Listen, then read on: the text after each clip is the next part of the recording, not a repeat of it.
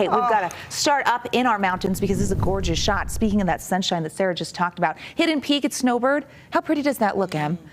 It's just, I mean, like when we're here, and I love being here, but I tell you what, I'd be okay on my skis up there. Great shot. Avalanche danger declining just slightly in the Bear River Mountains, the Ogden area, and then in central Utah. You notice the considerable danger holding on in places like Salt Lake, Provo, and the western Uintas. A lot of snow up there, and with the sunshine, it's ready to slide. You have to be extremely careful and know before you go, but that has shown some progress since yesterday. Okay, there's our next system off the Pacific Northwest. I show you that so you know what's coming, but as we zoom in, we know high pressure in control right now. Fairly quiet conditions out there throughout the state. Blue skies, really pretty. And we know those temperatures are just a little chilly. They're below average today, which is not a surprise after several spots dealing with cold fronts. As we take a look at that Ensign Peak camera, it's 40 degrees in Salt Lake. Northwesterly still component to our winds, which makes it feel a little colder than the numbers show, but all in all, dry conditions throughout the state. That is going to change. Another storm system on the way. As look at those numbers dipping into the 30s. We hit freezing by 8 p.m. By the time we're on the air with ABC4 News at 10, it's going to be cold. Another cold one to start tomorrow, and we've got changes afoot.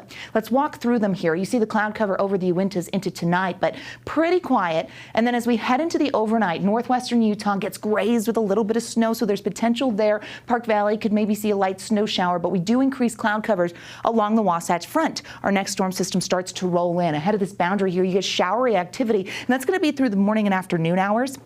Behind it, cold air, and yes, there's potential for a little bit of a snow squall here. We watch, this is 5:25, so watch that clock in the corner of your screen. So the evening commute, a portion of the southern Wasatch Front and into Utah County could actually see a burst of snow. That could complicate things, so I want to give you the heads up. If you travel south, you know when this is going to move on through. This system clears pretty quickly, and then as we head into early Thursday, high pressure comes back and we dry out. So it's a quick mover, but it does have the chance to bring a bit of an impact for tomorrow evening. Wanted to give you a heads up, give you that warning. How much snow? Well, you can see the heaviest there popping up in the mountains from this system. Central mountains 1 to 4.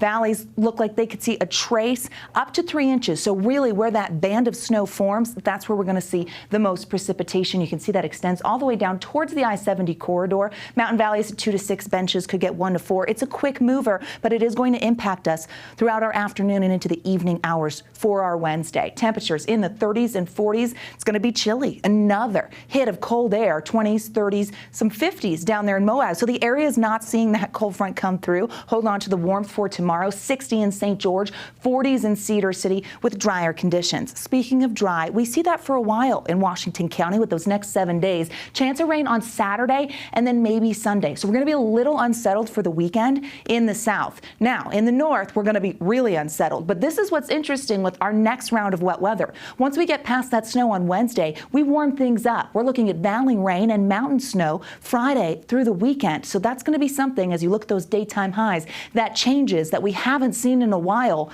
Temperatures in the 40s and 50s where they should be this time of year. Coming in with wet weather means the potential for some valley rain. So a heads up there. Send it back over to Emily and Sarah.